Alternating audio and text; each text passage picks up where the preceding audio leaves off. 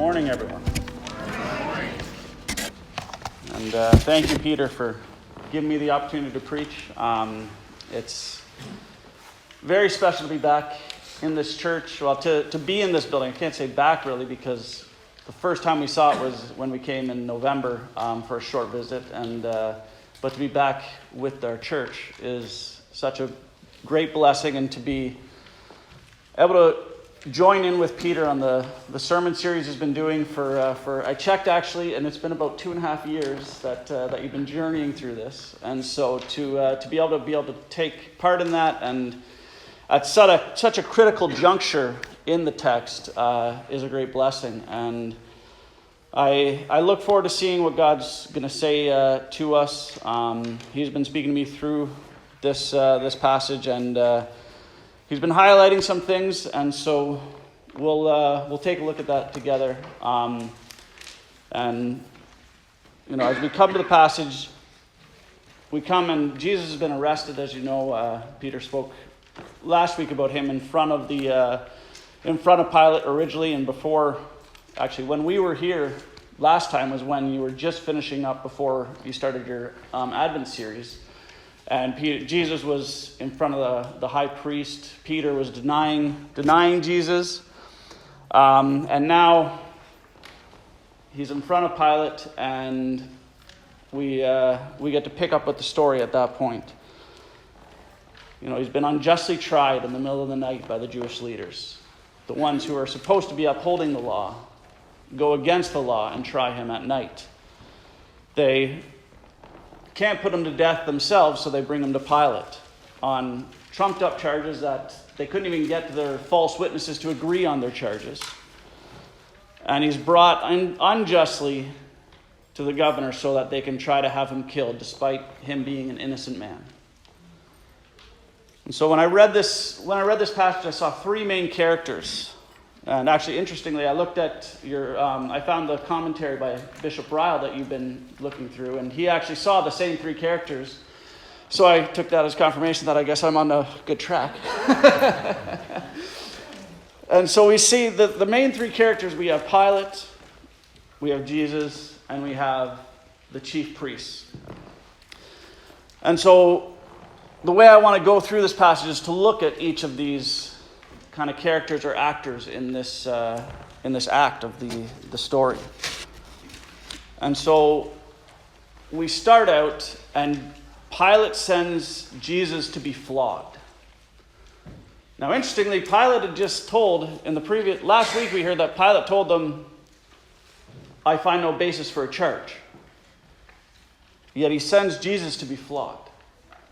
So already Pilate shows his character, or lack thereof.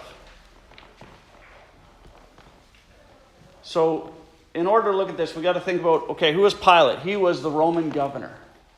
He was the one in charge of Palestine, which is a significant province in the Roman Empire. Palestine, like Israel, Palestine, it connects Africa with Europe. You have to travel through there. And so it's a very populous and very important region. And so he was put there to keep things running smoothly. He didn't exactly have, from what I read, the smoothest time there already. He already had a lot of interactions with the Jews that didn't go very well. He was a superstitious man, and we see that when he says he's very afraid when they say that Jesus claims to be a son of God. So he's a very superstitious man, and he was not afraid to show his superstitions and his beliefs in Jerusalem. Whereas other governors, when they got to Jerusalem, they would take the image off of their standards. They would be more sensitive to the Jewish beliefs. But Pilate decided, no, I'm the boss. I'm not going to care about that. And so he had a tenuous relationship with them. So tenuous that at one point he threatened to kill a bunch of them, and they actually went, okay, go ahead. And he had to back down because he wasn't going to slaughter a bunch of innocent Jews, because that probably wouldn't go very well keeping the peace. And even the Jews even wrote to Tiberius, the emperor, complaining about Pilate before. So this has all happened before. And that sets a stage for when the Jewish leaders bring Jesus in front of Pilate. And so we can see kind of why Pilate may be a little more inclined to try to appease them. So basically, that is why he sends him to be flogged. He wants to try to appease them. He's like, okay, they obviously are really riled up. Jews, we know from we see Peter and the sons of thunder wanting to call down fire on people. We see that they can get a bit worked up at times. So he just thinks, okay, I'm going to flog him, I'm going to appease them, give them a bit of blood, mock him, make him look like a shell of a man, and we'll send him on his way. So he doesn't actually care about what he's doing if it's right. He just wants to protect himself. He wants to protect his place. He doesn't want to anger the Jews, and he really doesn't want to have word come to Tiberius that he's not doing a good job, because Tiberius, if you read about him, was not a pleasant man. And we won't get into it, just to leave it at that. So we see that throughout this section, Pilate is just trying to cover himself and just trying to stay in his position. He says 3 times, which I found significant since Peter denied Jesus 3 times. Later, we'll see that Peter gets asked by Jesus, "Do you love me?" 3 times. And Pilate says, "I find him innocent," 3 times. Yet he still hands him over to the authorities, or to the Jews, and crucifies them on behalf of the Jews. So we see that Pilate is not doing a good job of being a good moral leader. Which then, with that in mind, I want to move on to Jesus' interaction with Pilate. And specifically what Jesus says to Pilate. Because in verse 10, we heard that Pilate is afraid that because they say that he's the Son of God, he asks Jesus, where do you come from? And Jesus doesn't answer him. And Pilate says, "Do you not realize I got the power over you? I can set you free or I can kill you. Don't you notice this?"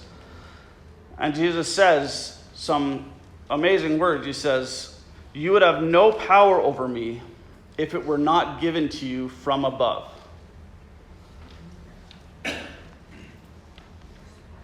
This is a profound statement that has far-reaching implications. One thing that's important to note is Jesus doesn't say, "You have no power over me." It's one thing for Jesus to say, "You have no power over me." But, Jesus is God himself. He could say, "You have no power over me." Yet he says, "You would have no power over me if it wasn't given to you from on high." Jesus actually says, "You have power over me." He actually submits himself to the fact that this is the situation, this is the world that I have become flesh in. And you have power over me. The King of the world, the God of the universe, the Creator, the Word who became flesh, the Word who was with God, who all things were created through him, who was God himself, says, "I have submitted myself to your power."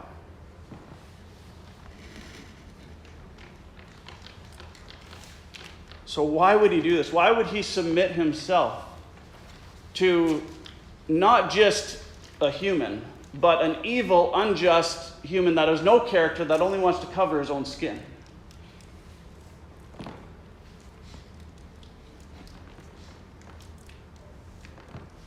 When I was preparing for the sermon, I just happened to be listening to a Regent College podcast. And they had N.T. Wright, who is a very well-known, or Tom Wright, as he's also known, a very well-known New Testament scholar.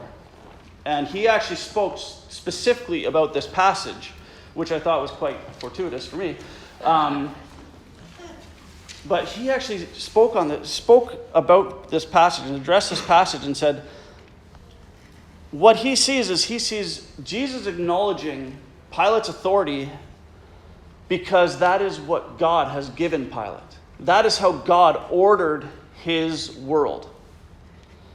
So God made creation, and he set it up in such a way that, these are Wright's words, he says he wants to run it through wise humans, or wise human agents.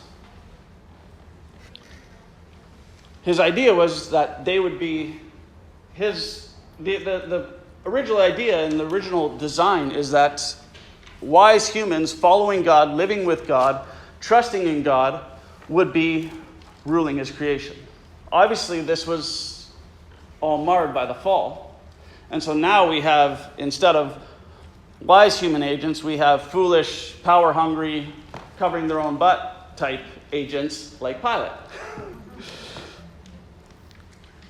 But Jesus still submits himself to it. And obviously we still see that today because we have a prime minister who really likes to cover his own skin and has just actually stepped down. But we may or may not agree with what he does or how he runs our country, but we still need to say, okay, we are under your authority. So Wright sees this, N.T. Wright sees this as based in the way that creation was done, in the way that God set up the world originally in the beginning. And that reminded me of my professor at Regent, Ian Provan, who, when he looked at the creation narrative, what he really saw was, he saw so many parallels between the ancient Near East creation narratives, including our creation narrative, and the setting up of temples in the ancient Near East. So his way of looking at Genesis 1 specifically, as well as Genesis 2, is God setting up his temple on earth. So God created this earth, and in how the biblical writers wrote it, how the tradition says Moses wrote it, it is set up as in a very similar way to ancient Near Eastern texts of setting up a temple. And so in a temple, always in a temple, there would be the image, the idol set up in the temple. Well, we know that God forbid having images set up, having any images made of him. But what does he do? He sets in the temple, we are going to create in my image humans. So humans are actually set up in the temple as the image of God. That is why God says, you shall not make any graven images, because you don't need to make a graven image, because you are the image. We are the image of God in his temple. And so Provan takes this and says, okay, what God is doing is he is describing a sacred space that he is creating. And he believes that that sacred space isn't necessarily a specific place. And he gets into all of the reasons why he says this is not a specific place. This is actually, he believes it as representative of the entire world, which means that the entire world is sacred space, which is very different from our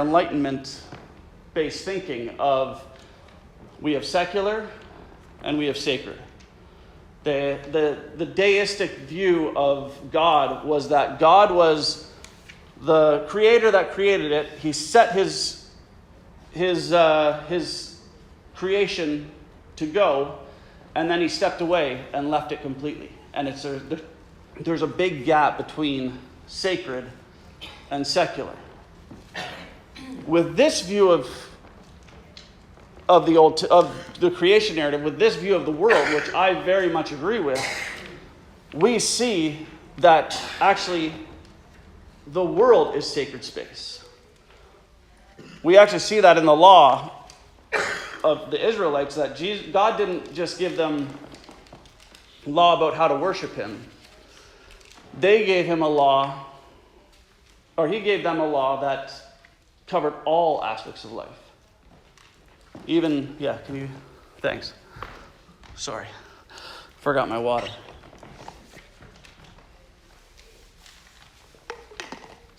Excuse me. So we see that God sees all of life as sacred, because his sacred law that he gives covers all areas of life. It even tells them how to create their roofs on their buildings, which he calls for a parapet. Nowadays, he might call for an aluminum railing. I don't know, maybe. So we are set up in this sacred space as his image bearers. Now, if you think about from ancient temples, the image, the God that's set up there, he is the ruler of the people. He is a ruler, and especially in ancient Near East, they very much believed in territorial God, so he was the ruler of that land. He was the God of that land. So God has set us up as the image bearers in a sacred space. So that means God has set us up as his rulers in his sacred creation. So we are rulers in creation. Humans are chosen as rulers of creation. And God says, Jesus himself says, I am submitting myself to that because God chose to be a human and coming into our world under the limitations of humanity. So when we talk about ruling his creation, a lot of times we'll think of it through political lens, like Pilate, or like MPs or MPPs.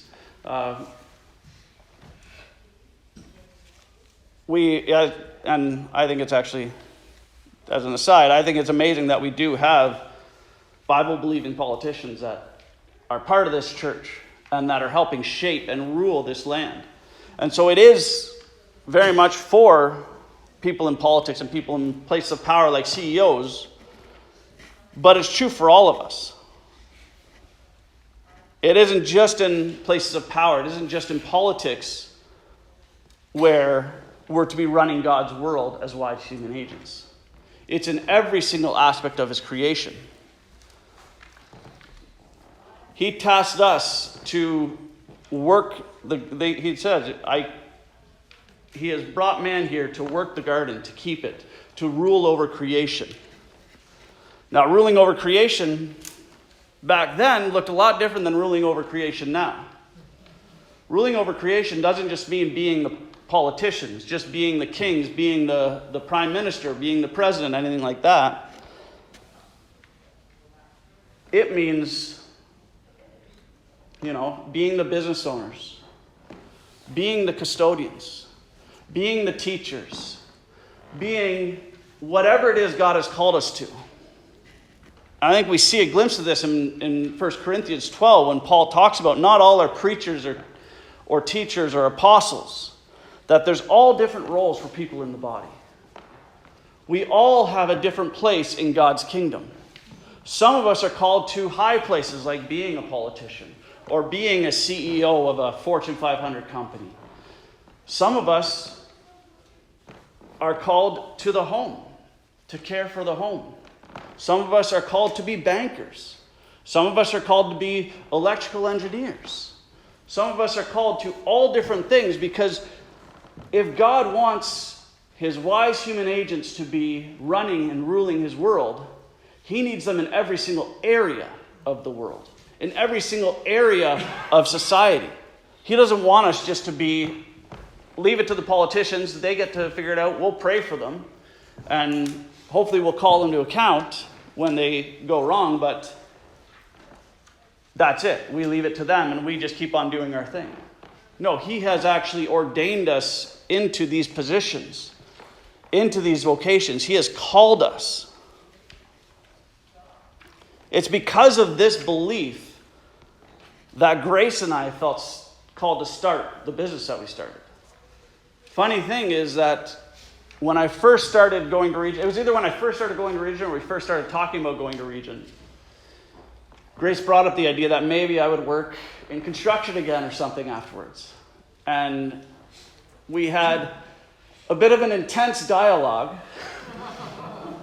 regarding that, because I said, I had just spent 5 years with Youth with a Mission studying, learning, and teaching the Bible.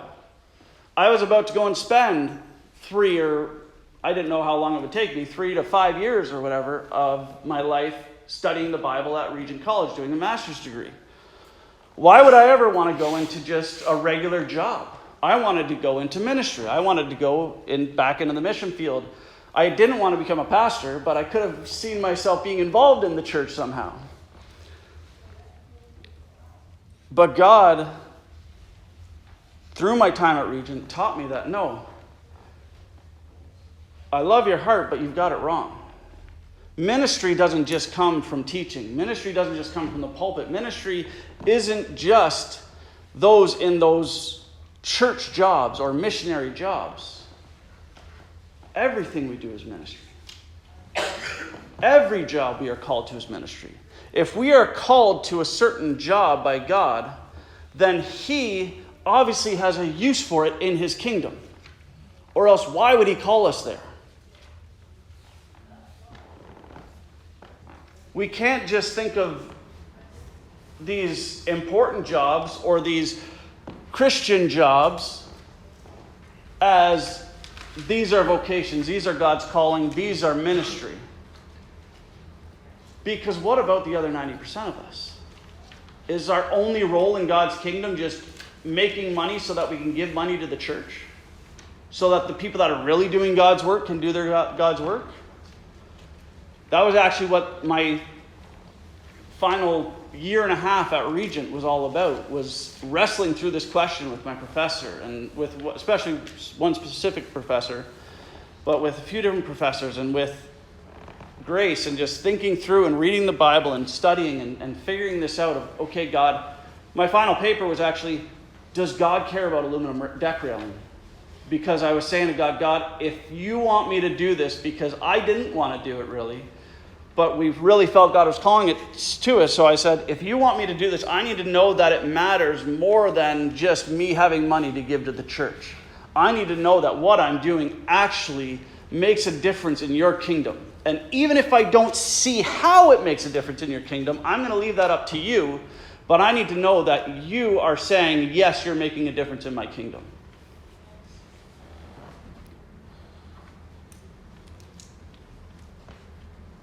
Because God has structured His world in a certain way.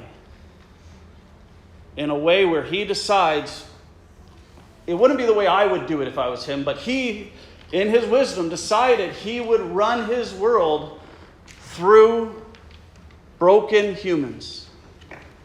And so He wants to run every aspect of His world through broken humans. Because we are all taking part of God's kingdom and the stewardship of His world. So, yes, Pilate has authority over Jesus. But it's only because God has decided to structure His world that way, and He willingly submitted Himself to that structure, even though it had fallen so far away from what He had actually originally designed it to be, because of the fall of creation. And I believe that connects very much into the next thing that Jesus says. The one who handed me over to you is guilty of the greater sin. I actually kind of really struggled with figuring, okay, what does that mean? how is that connected? And until I really thought of this and realized this idea of authority and this idea of God structuring the world this way, did it actually make sense to me that that is why they are guilty of the greater sin. Because Pilate is simply fulfilling his role as a Roman governor. A God-appointed role, Jesus tells us. And Paul says that as well in Romans. So even if he's doing a poor job at it from a moral and biblical perspective, he'll get held to account for that. But he is guilty of, the Jews are guilty of the greater sin because he is fulfilling his role. However, the chief priests, they are not fulfilling their role.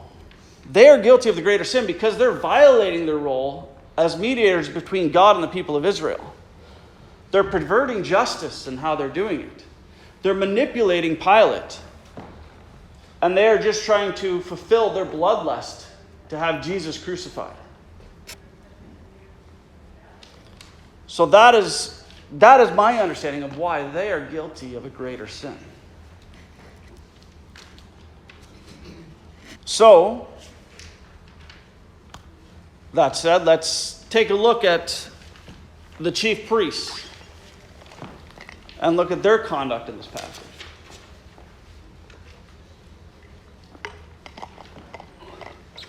So throughout the book, we've seen the anger and the fear of the Jews continually increase. Really, that's one of the things I looked at as I read through the entire book of John in preparation, which is where it's interesting stepping into a sermon series at this point because Peter's been doing the work for 2 years. I'm coming in fresh. But as I was reading through the book of John, I just kept on seeing how their anger and their fear continue to build. And it's a progression throughout the book. So at this point is when it really hits its boiling point.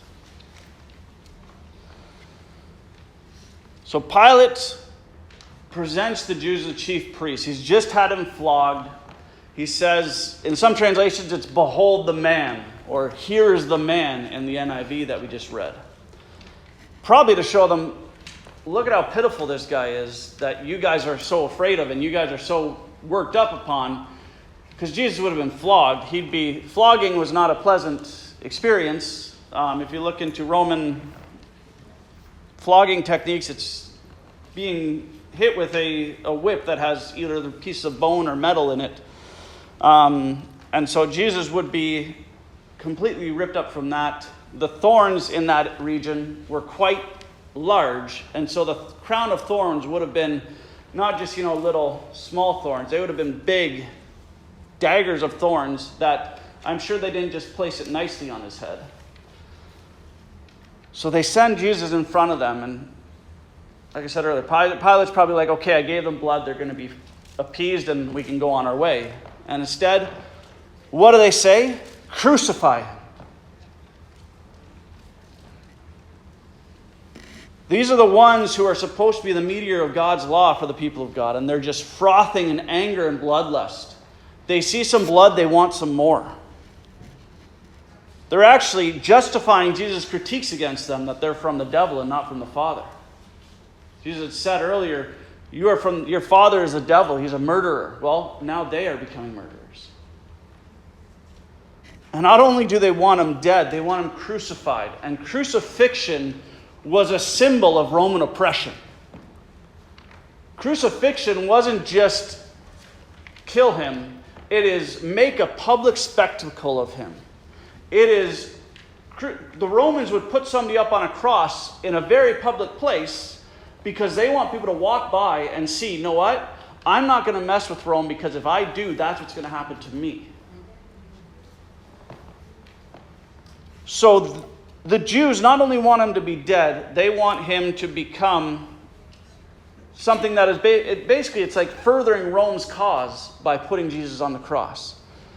They forget about the hatred that they have for the Romans, and they are basically saying, we hate Jesus so much more that we are willing to let Roman propaganda go forward of look at what will happen to you if you go against us.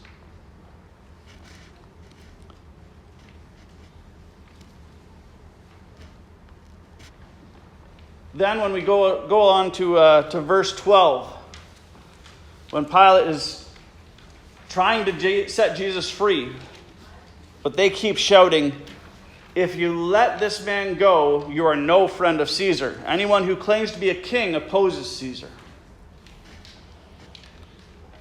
So even in the midst of this trial, you see the Jews' character getting melted away, and the Jews' righteousness getting melted away, the Jewish leaders, because now they're actually breaking one of the commandments. They're bearing false witness.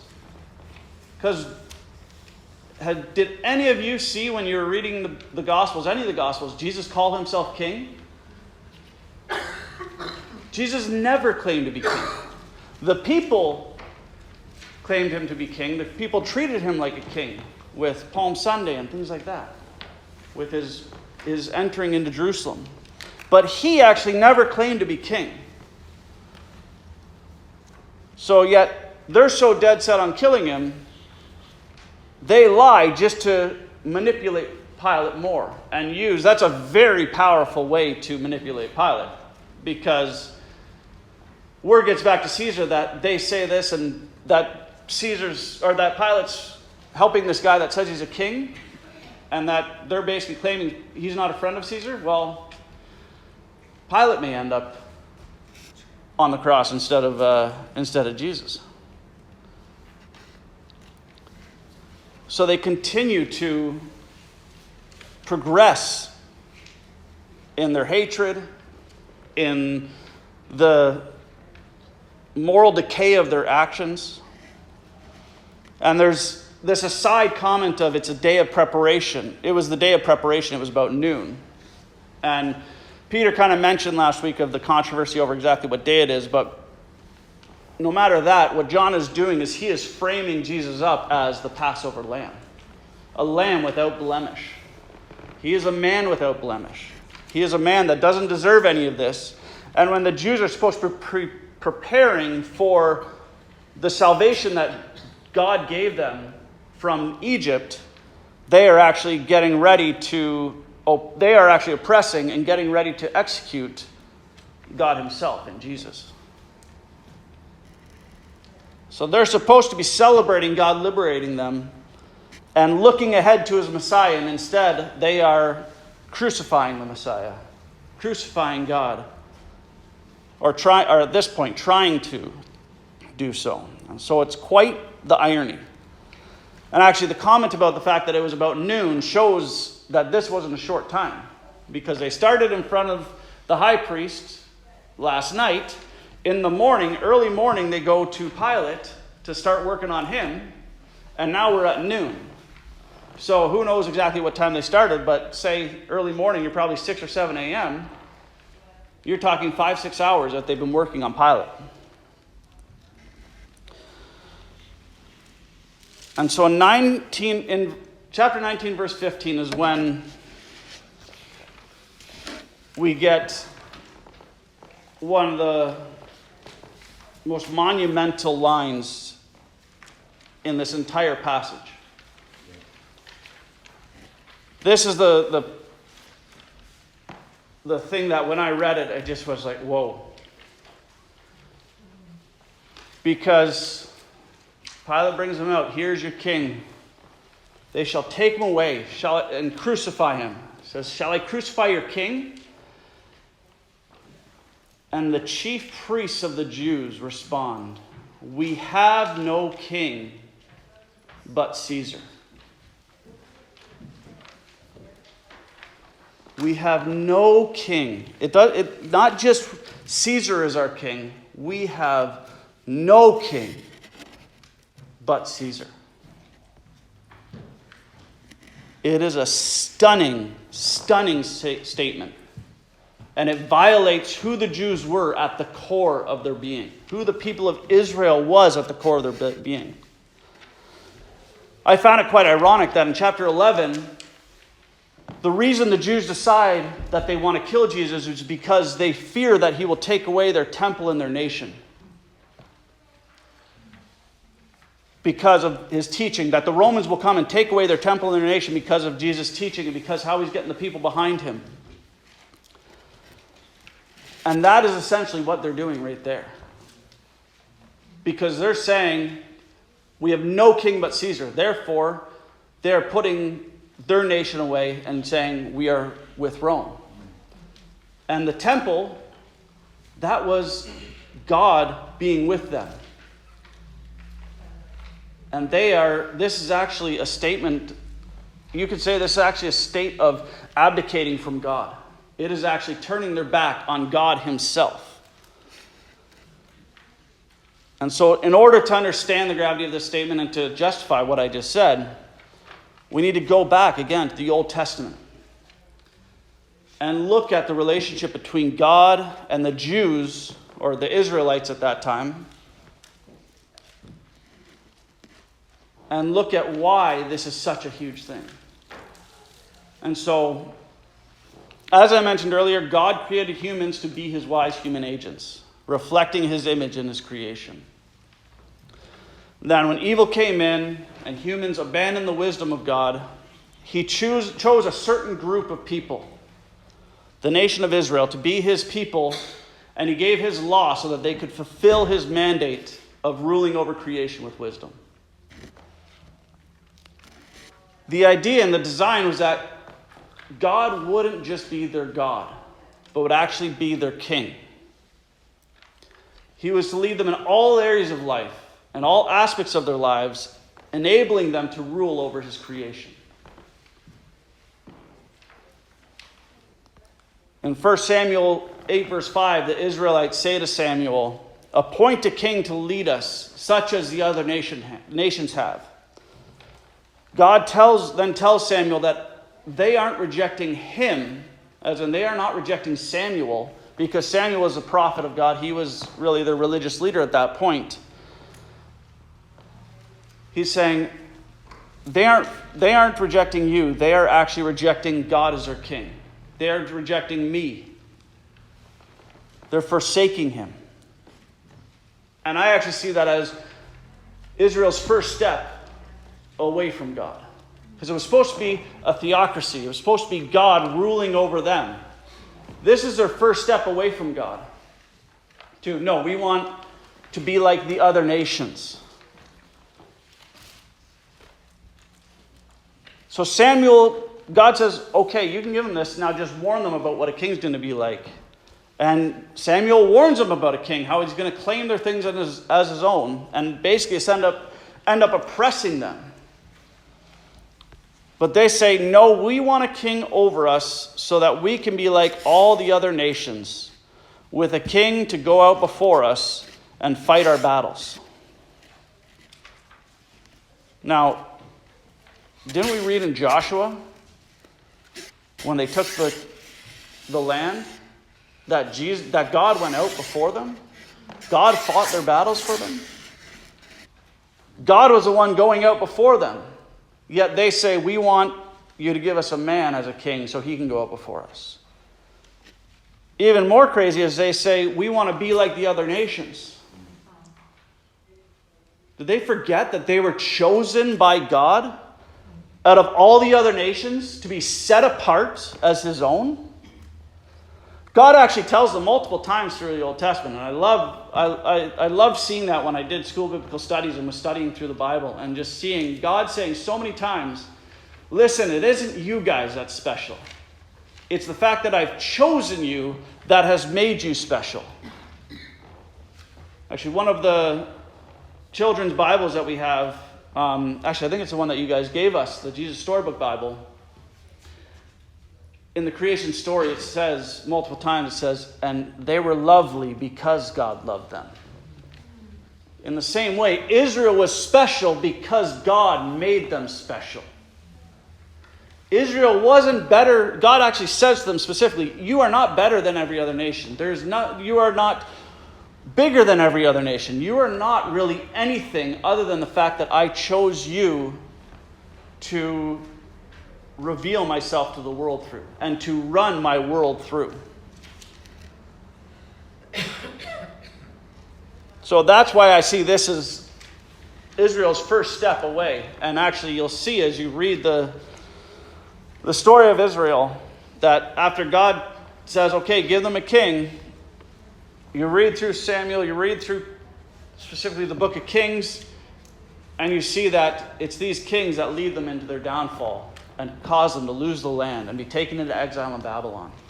That these kings, they were actually set as, okay, they are actually commanded to read the law every year. They were commanded to uphold the law, to govern the way that God would have governed. And instead, it's these kings that leads them into idolatry. Another way we actually see that God was supposed to be their king is through even just the writing of Deuteronomy itself. If you look at how Deuteronomy is written, and you compare it to ancient Hittite treaties, which would have been at that time, you see that it's written in a very, very similar way between how they would write an agreement between a king and his vassal, which means his subject kingdom. And so in these treaties, it would say, okay, these are the things you're supposed to do, and then this is what I will do, and then if you don't do this, this is what's going to happen to you. And that is actually how Deuteronomy is written. If you actually can break it down and see that even more so, there's more steps to it than that, but it's quite amazing how it follows it. But basically it's, God gives them the laws, okay, this is how you live. Now, a lot of times we think of the law as just rules, but I believe God is basically saying, okay, I've created this thing, this creation you live in. I've created all of you guys. So far, you guys have made a pretty big mess of it, so I am going to teach you how to live in here so that you bless each other, you bless me, which really is blessing yourselves, and how you bless my creation. Like I said, all of life God deals with in the law.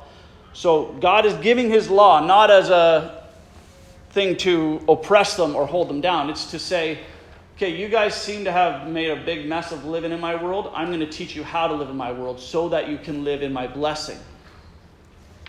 And then he lays out amazing blessings to them in the book of Deuteronomy. We see the blessings of the covenant, and essentially it's like, if you guys follow, God basically says, if you guys follow me and stay true to me, you will have everything you ever need, and you will live in essentially a utopia.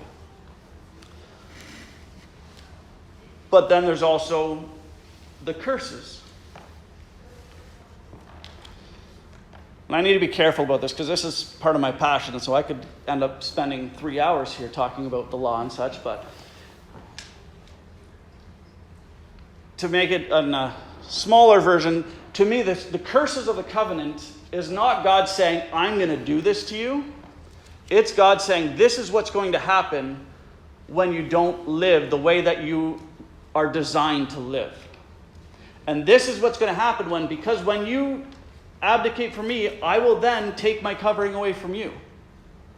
So, if you don't follow my covenant, you're going to hurt each other and the land and yourselves through sin, through not following my ways and my laws. But then also because of that, I've been like your big brother looking out for you. Well, I'm about to step aside and say, okay, it's a free-for-all now. Other nations, you can come in. So a lot of times we read the curses in the Bible as prescriptive, but I believe they're actually descriptive. Because I believe that reflects God's character more. And it actually, for me, makes a lot more sense of why he gave the law and what the law is and how his interaction with people is.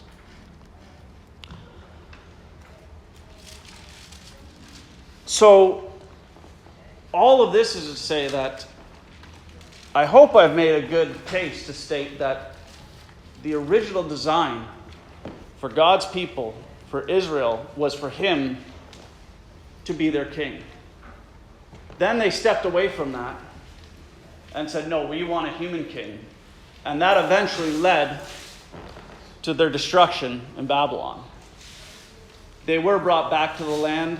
They were somewhat made back into a nation. But now we saw, and actually Peter's said throughout the series, shown how the Jews had gone away from God's law and gone away from God's design. And, The high priest is no longer high priest for life, and everything is perverted. But now, to me, when I read this, it's like this is their final, essentially, it's a statement of apostasy. It is basically cutting off themselves from the covenant of saying,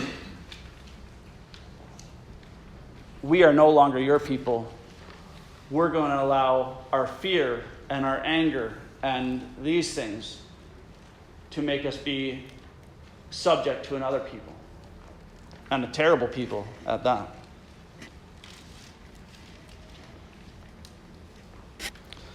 So, let's try to bring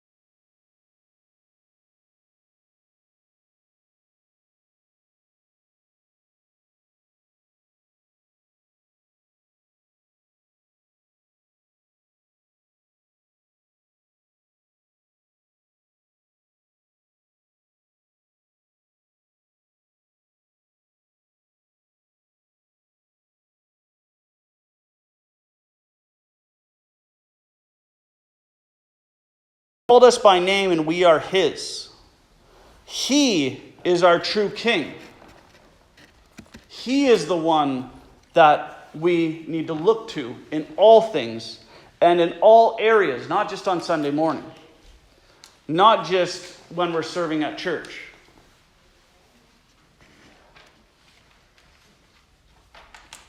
Like I said, the law that God gave the Israelites, you read through it, you see, it doesn't just tell the people how to worship God.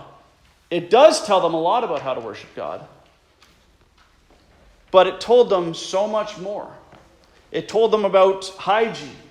It told them about how to deal with foreign nations. It told them how to deal with each other.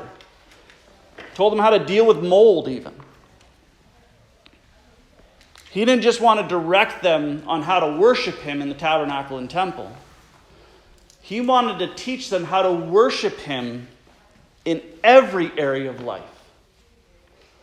Through caring for each other and through caring for his creation. Through giving him proper reverence and caring for how they approached him. He was teaching them through his law how to be wise human agents so that they would be able to govern over his creation and steward his creation in a way that reflected his image and his kingship.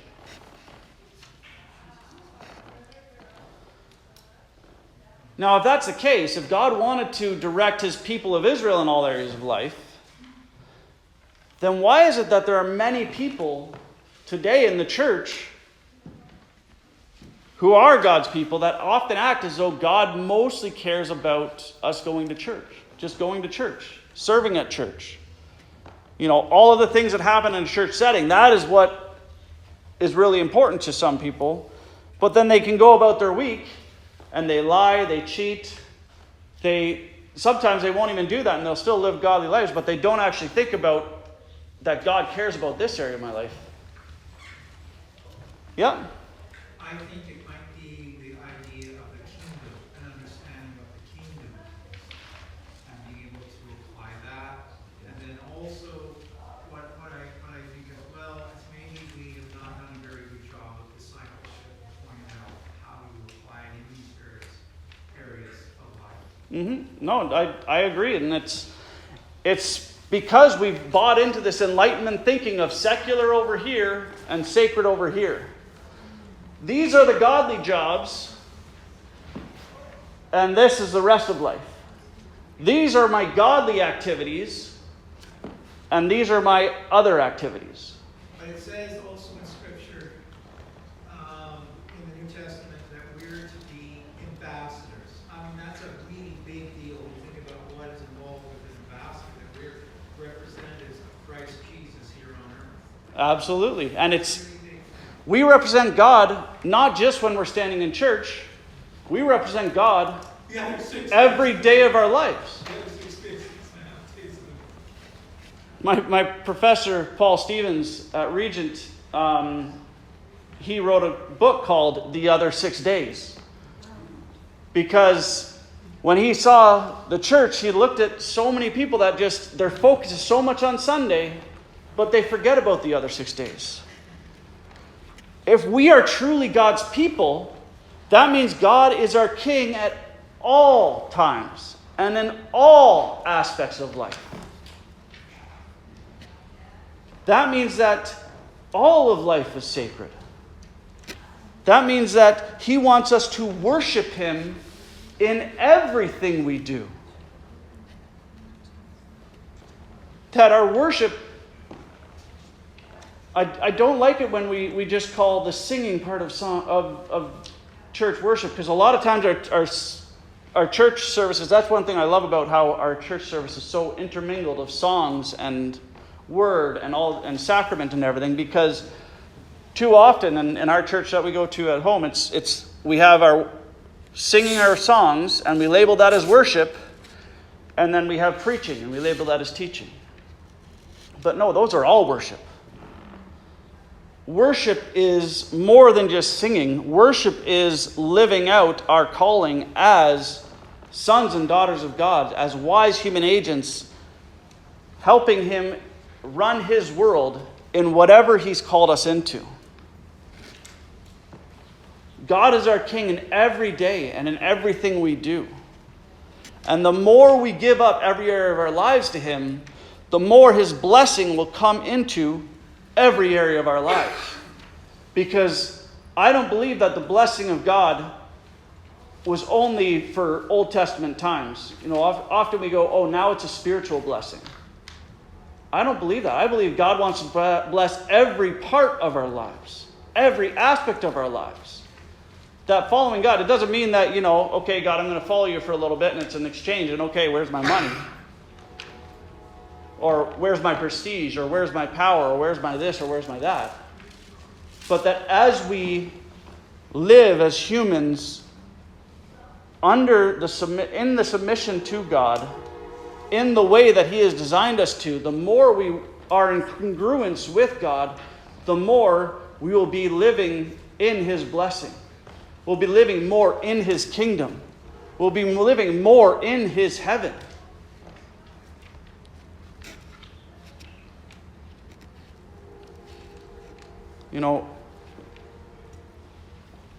We can bring everything to God. That's where, during the blessing, all of our problems we send to the cross of Christ.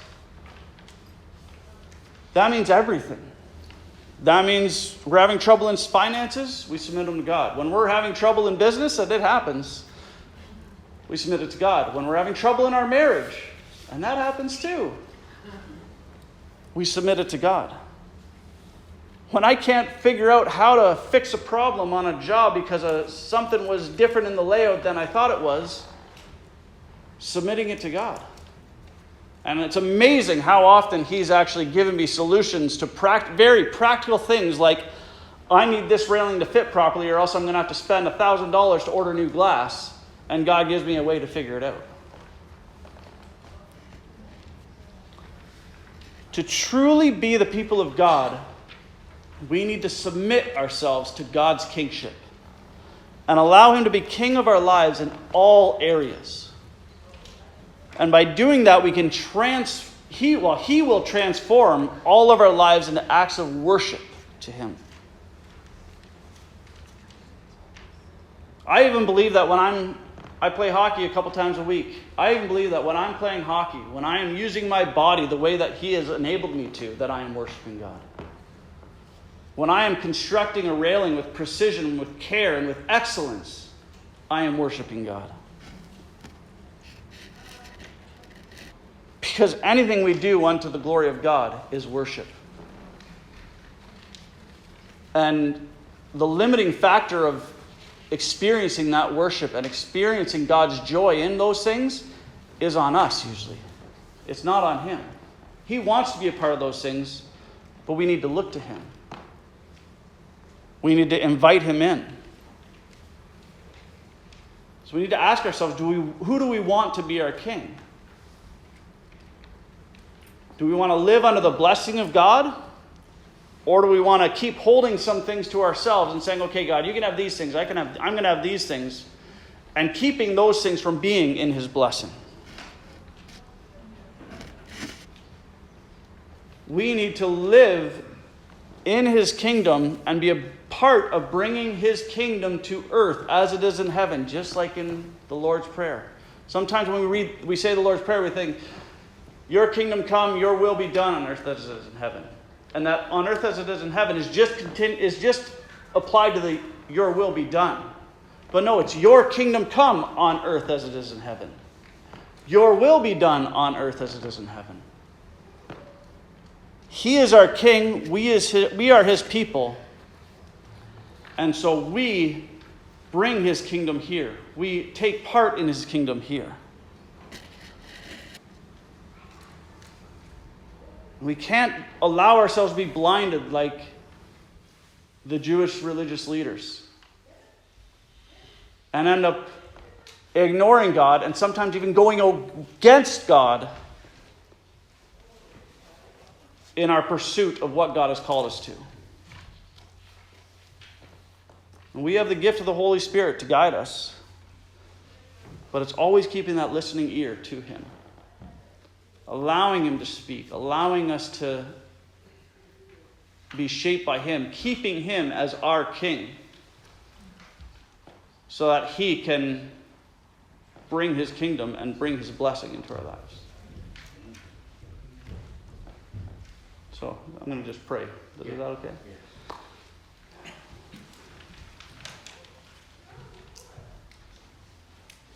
Father God, we thank You that You are our King.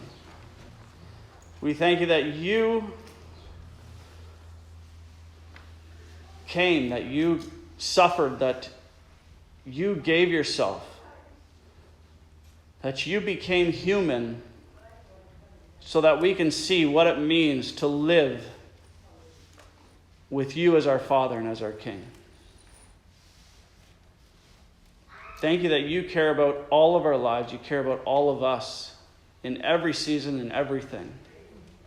Help us to remember that so that we can allow You to be King of every aspect and allow us to walk with You in everything, because where You are is blessing.